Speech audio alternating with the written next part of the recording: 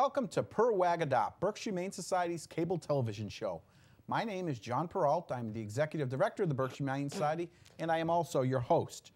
What timing we have for today's show is I was waking up early this morning and looking at the television and watching the tornado that had just touched down in Joplin, Missouri.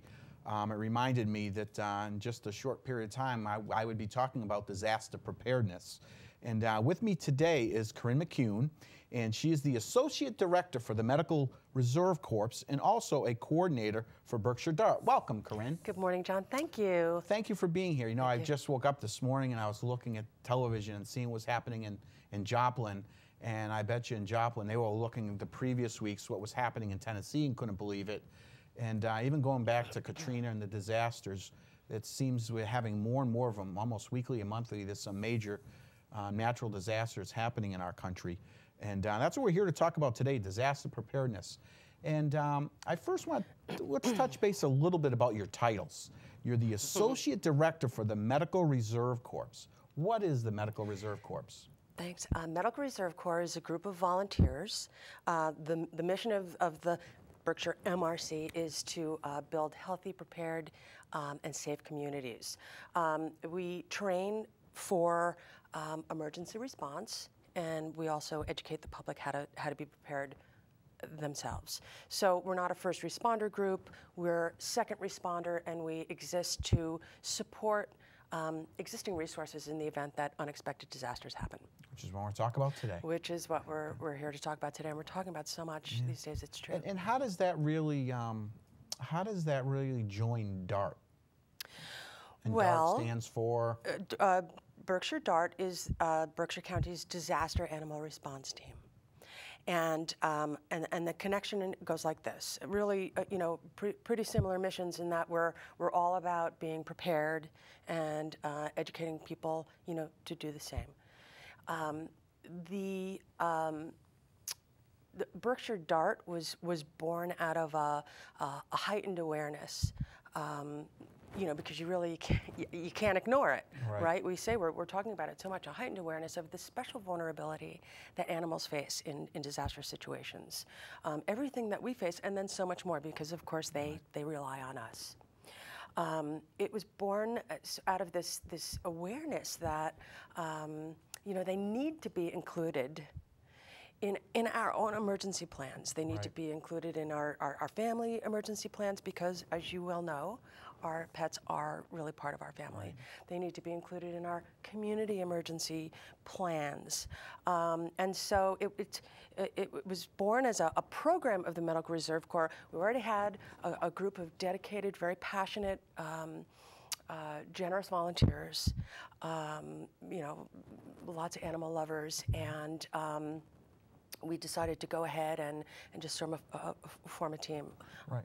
And when you're talking about it being born, you know, history tells me where it really took off is after the disaster with Katrina and the Hurricane Katrina, what happened down in Louisiana, where it's so many times people were having to leave their home. There was no plan for their pets. They had to leave their pets. The pets weren't welcome where they were going. A lot of people decided they were going to try and stay with their pets instead of leaving, which the emergency personnel, I think, realized later on it was even a bigger problem now, having to deal with the people that had stayed behind and their pets. And is that a true statement? Is that I feel that's where the awareness is really. It's true. A lot of folks would rather risk their own lives and safety than leave their animals at home. And then the flip side of that is, you know, lots of folks would, you know, leave food for a couple of days, water for a couple of days, secure their pets, you know, somewhere within the house, thinking, you know, they're going to be returning very shortly. Right. And then, of course, as we've seen, you know, that is not always the case. What Berkshire Dart does is we train to be able to set up and operate an emergency animal shelter in the event that people need to evacuate their homes and seek shelter themselves. So the shelter that we would set up and operate differs from yours in that it's only going to happen in concurrently to a people shelter that's set up. So you know, lots of training involved in being able to do that, and lots of resources obviously needed to do that. So let's talk about the people involved. You know, who's involved? Who's in your DART team? We'll start with there, but we want to talk, I also want to talk about how can you get involved and things like that. But who's involved now? Our team leader is Honor Bloom. She lives in Sheffield and she owns Bow Meow Regency. I serve to sort of coordinate and oversee and support the volunteers in what they need. Barbara Wells is a well-known animal advocate and a member of the Southern Berkshire Emergency Planning Committee, who was really one of the founders of the group. I was going to say, we've got to give her a lot of credit, Barbara Wells, because very early on, I think she took it on her back until she was able to find people like Honor and yourself to assist her in that as well. It's true. Other than that, people from the general public? And people from the community, veterinarians, animal control officers, just animal lovers, people that love their animals. Shelter workers.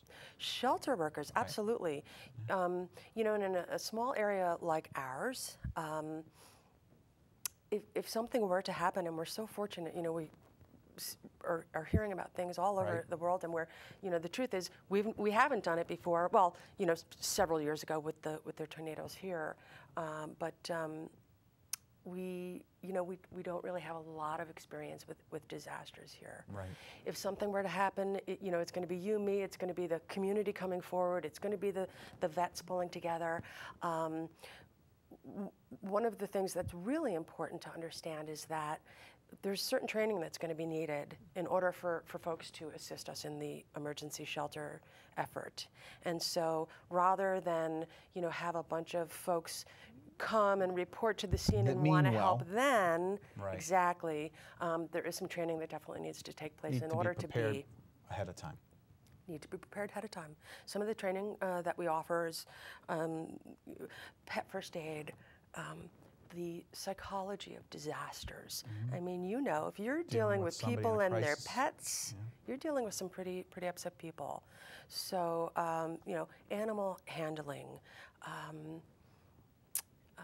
you know, just basic disaster preparedness tenets. And in order to be part of the DART team, too, I'm not sure if it's one of your qualifications, but I thought it was, is that there's certain criteria you must meet, and one is taking your 100s and 700s and learning about emergency management. That's what you're referring to is the incident command system. So it's called the ICS 100 and ICS 700, which is also called NIMS, and it's a system for approaching a disaster. So everybody's communicating and all talking the same lingo, way. And I believe that, going back to Katrina, and I hate to go back to that disaster, but they had so many people there, I know, and they were all in different systems, talking different ways. They couldn't communicate, and it was in a time where they really needed someone to be strong and steady. It was chaos amongst the volunteers and emergency personnel, as well as the general public. And all well-meaning folks. So does DART require the ICS? DART does require the ICS. If you are going to assist us in the emergency sheltering operation, if, you know, as an example, you are a fantastic graphic designer, you want to help with some marketing materials. Do you need the ICS? No. Would we love your help? Yes, absolutely. Right. If you're a carpenter and, you know, would like to help us build shelves in our trailer of emergency sheltering supplies, that's a need we have. Do you need ICS for that? No. But if you want to be handling the animals, hands-on, and if you want to be effective in assisting in a disaster situation, you're going to need it. Because you're not going to have the time to train somebody during a disaster. So no, that makes a lot of sense. How can people join? Our listener, our viewers out there, our listeners, our viewers out there, if they're interested, how do they get a hold of DART or yourself? I believe that our website is being flashed on the bottom of the screen. It's wmdart.org. Okay. And that was donated by a caring fellow who has a server, so that was great. A lot of what we're talking about here you're going to see on that website, so that's why I want to just direct everyone to go there. We can be contacted through the website, and you're going to find a wealth of information both about the training we've just talked about and how you can best prepare to care for your animal. Which is my next subject. And the most important thing we're going to talk about today. Right. I agree too, especially for those that are the personnel that are working within the emergency management system. They have to be prepared themselves before they can actually go as well. And I bet they are. I mean, that's definitely one of the requirements is you got to be prepared yourself. Your house is going to be in order first. You cannot help if you're worried about your own family and your own pets. Right. So what can the average pet owner do, Corinne, to help prepare in case of a disaster? And hopefully that'll never happen, but if it does, we hope it will never happen. We can talk about, we had the ice storms a couple years ago in the hill towns. Tornado has touched down in Great Barrington a few years back as well. So there are some possibilities. There are, and we never know. And that's, it's not something we want to think about. It's not something we want to anticipate. But if we spend a little time talking about it now, it can make a very, very big difference. It's the difference of life or death for people and for pets. So being prepared, it could be as easy as, you can get one of these great stickers from the Humane Society of the United States, and it's the sticker that you put on your window that tells rescuers, first of all, that you've got some pets inside, and and how many. So simple things like that, and I think you can get these from the website. Yeah. This is a brochure for the state of Massachusetts response team, and you can download this brochure from their website, which is smart-mass.org. It lists the kinds of things that you might want to have on hand. There's two things to think about here. A situation where you have to pick up grab a bag and go, and leave with your pets, and then there's the situation where you can't leave your house, and you want to know that you've got what's going to be needed to care for your pet properly. Things like identification, a photograph of you and your pet. We never expect to be separated, but we saw in Katrina, we're probably going to see in Missouri that people may have a challenge being reunited with their pets in the event that they're separated because they're not properly ID'd. Obviously, the Humane Society is a big advocate of microchipping and IDing. If your pet has medications, you want to have enough. You want to have them either to take with you. You want to have enough food and water to care for your pets. Do they recommend how long a time frame do you 72 have? hours 72 hours is the minimum. Right. And the idea behind that is that we're basically on our own. We can't depend on outside resources, federal resources to come in and help. For 2 days, we're on our own, for sure, 2-3 days. And so that's the guideline for people and for pets. There's a wealth of resources out there, John.